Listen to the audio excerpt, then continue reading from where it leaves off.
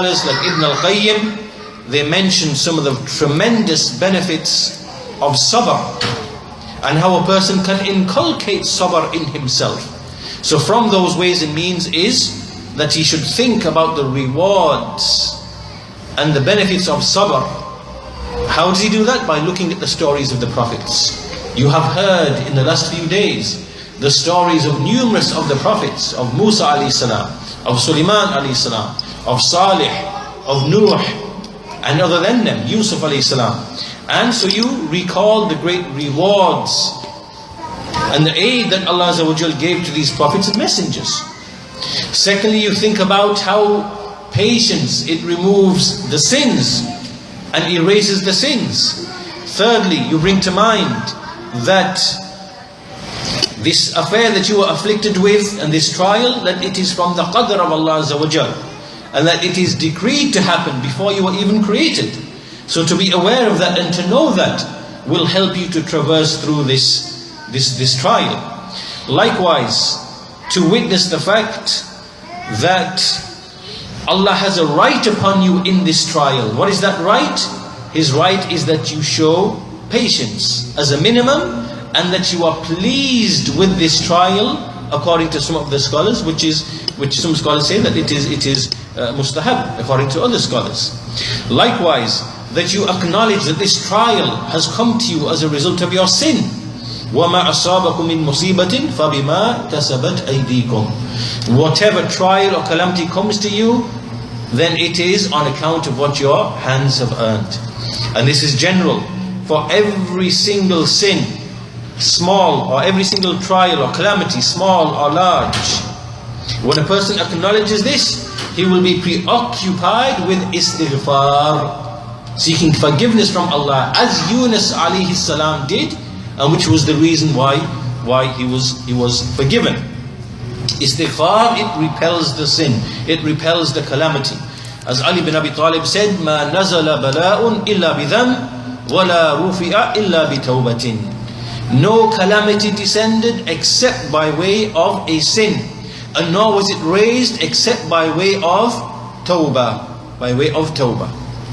Likewise, he acknowledges that Allah Azza wa Jal has decreed and is happy for this calamity for him, and that his ubudiyyah, his worship and servitude to Allah, is something that demands patience from him.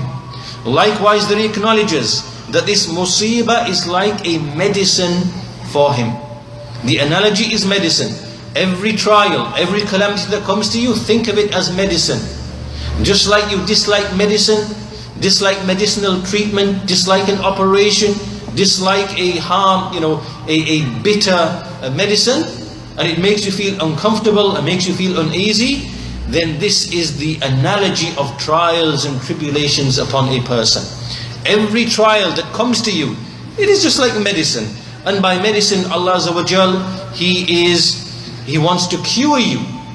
He wants to bring you back to your health, which is to improve your iman and better your iman and remove you of the illnesses which lurk inside of you, the illnesses of the heart, the diseases of the heart.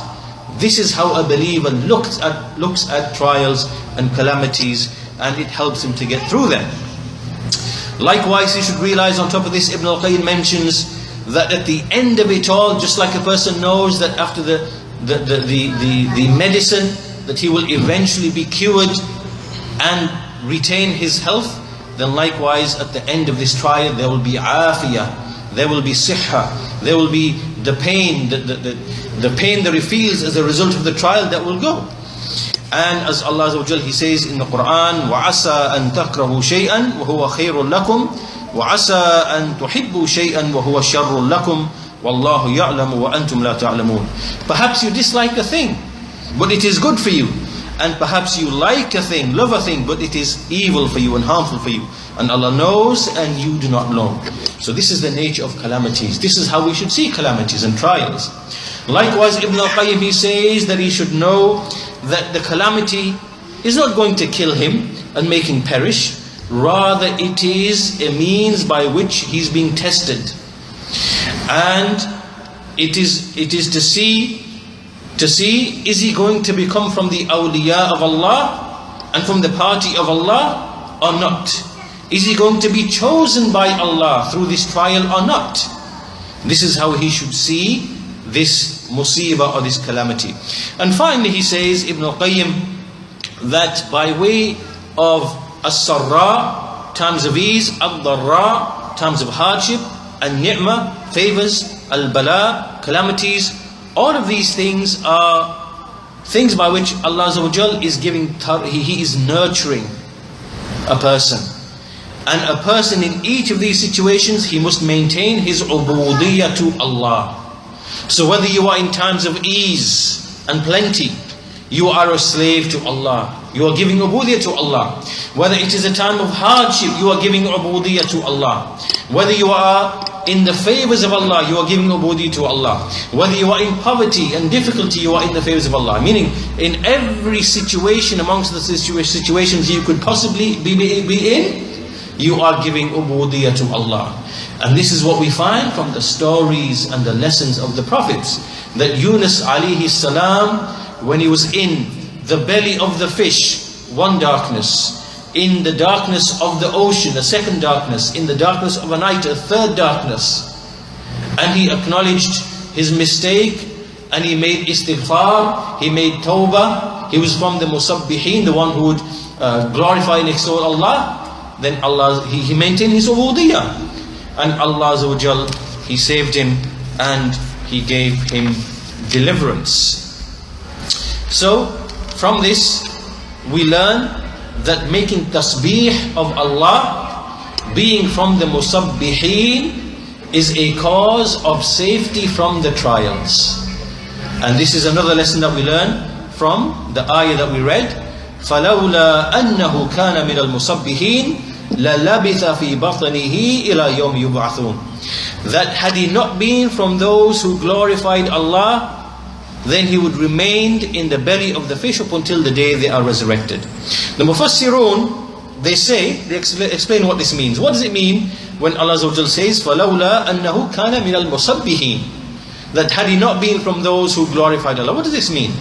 The Mufassirun, they say that had he not had righteous deeds in the times of ease, meaning that in the times of ease, Yunus alayhi salam was one who had righteous deeds, he would worship Allah, he would remember Allah. Had it not been for that, then he would remain in the belly of the fish. This is said by Ad-Dahhaq, Abu al-Aliya, Wahab al-Munabbih, Qatada and other than. This is what they mean. That when Allah says, had he not been from the musabbihin, meaning one who in the times of ease in his life, he was a worshipper of Allah, he was pious, he was righteous, he remembered Allah. And because of that, because he was grateful to Allah in times of ease, then Allah Azza wa Jal removed his calamity in the time of hardship. And likewise, another view from Ibn Abbas, radiallahu anhuma, Sa'id ibn Jubair, Ad-Dahhaq, Ata, another than them, Al-Hasan and Qatada, they said, Yani al-Musallin, that he was from those who used to pray, that he was from those who prayed in abundance, that because he was from the Musallin, that's why he was saved.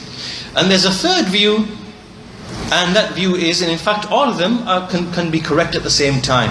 The third view is that when he says min al-musabbihin in this ayah, that he was from those who glorify Allah, it is a reference to another part in the Quran in which he says fanada, meaning that Yunus, he called out fi dhulumat, in the darknesses, Allah ilaha illa ant subhanak inni kuntu min al-zalimin. So Yunus, he called out in the darknesses that there is none which has a right to be worshipped except you. Subhanak, how free you are of imperfections. Indeed, I was from those who were the wrongdoers. فَاسْتَجَبْنَا لَهُ وَنَجَّيْنَاهُ مِنَ الْغَمِّ وَكَذَلِكَ نُنْجِي الْمُؤْمِنِينَ. So we responded to him and we delivered him from his grief, from the hardship, and thus do we save and deliver the believers. So now it means that when he was in the belly of the fish, he actually made tasbih of Allah. He said, Subhanak. So this ayah, فَلَوْلَا أَنَّهُ كَانَ مِنَ الْمُصَبِّحِينَ, can refer to that as well. And so the point being that all of these three explanations, they are not contradictory, they can all work together. So he was one who remembered Allah in the times of ease. He was someone who constantly prayed. And in the calamity itself, he made tasbih of Allah. So all of this is tasbih of Allah. All of these explanations and interpretations can work together, and they are one and the same. So the point being that a person, how does he escape from calamities and hardships in his life? He makes tasbih of Allah. He remembers Him in times of ease. He is constant in prayer. He makes the nawafil prayers. And he's constant in making tasbih, saying subhanallah, and the various adhkar after the prayers and other situations. And he will find that Allah Azza wa Jal will relieve the calamities from him on the basis of that. And then on top of this as well, the scholars, they mention the tremendous benefits of dhikr, because Yunus alayhi salam, he remembered Allah in that difficult situation. And so we see that the scholars, like Ibn al-Qayyim, in fact, we see in the hadith, مثل الذي يذكر ربه والذي لا يذكر ربه مثل الحي والميت. The likeness of the one who remembers his Lord and does not is like the likeness of the living and the dead. And there are many other statements like this that speak about dhikr. We'll finish very quickly by mentioning some tremendous benefits of dhikr itself. And these are benefits that we see the scholars like Shaykh al-Islam Ibn Taymiyyah, Ibn al-Qayyim, when they discuss the issue of Yunus alayhi salam and the dhikr in the belly of the fish, that these are some of the benefits we should remember about dhikr itself. First of all, it is something that repels shaitan and breaks shaitan. Every time you make dhikr of Allah, it is as if, like if you imagine that you have a hammer and you are striking some malleable, like copper for example, that you are the one who is controlling. You are the one who is in control, not shaitan in control of you. So dhikr is the one who is something that puts you in control. And you attack shaitan with it. You break shaitan with it. Secondly, it pleases Ar-Rahman. Thirdly, it removes grief and anxiety from your heart. It makes your heart to feel happiness and to rejoice. It strengthens your heart and your body. It puts light on your face and in your heart. It brings rizq from Allah Azza wa Jal. Remembrance of Allah is something that draws out the rizq of Allah Azza wa Jal. And it brings about muraqabah, that you are observant of Allah, constantly observant of Allah, fearing Him. It brings about inaba, that you constantly return to Allah. It makes you closer to Allah. And it makes you inherit this awe of Allah Azza wa Jal. And Allah Himself will mention you, as Allah says, فَاذْكُرُونِي أَذْكُرْكُمْ, that if you remember me, I shall remember you. And so Ibn al-Qayyim mentions about 30 or 40 tremendous benefits. These are just some of them.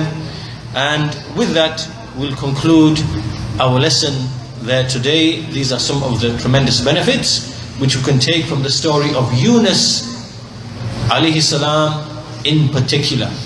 Just to summarize, that number one, we must always be constant in da'wah and never give up, irrespective of whether we receive a response or not. Because Allah Azza wa Jal, we do not know His qadr, and guidance is in Allah's hands. We continue to command the good and prohibit the evil in our societies, calling to Tawheed, never giving up, taking the example of the prophets and messengers whose stories you have heard over the past few days. And number two, the necessity of having sabr and not giving up. Number three, the benefit of the issue of the prophets and messengers, and the issue of major sin and minor sin, and the tafsil of Ahlul Sunnah regarding that issue. Number four, making tawbah to Allah, making istighfar, making dhikr, and the tremendous benefits that these have upon a person and the calamities that he faces in his life. So all of these are some of the general broad benefits we can take from this story. And with that, we'll conclude our lesson there for today. I ask Allah Azza wa Jal to give us tawfiq, to benefit us, and to give us tawfiq in acting practically upon that which we have heard. And وجزاكم الله خيرا والحمد لله رب العالمين وصلى الله على نبينا محمد وعلى آله وصحبه أجمعين.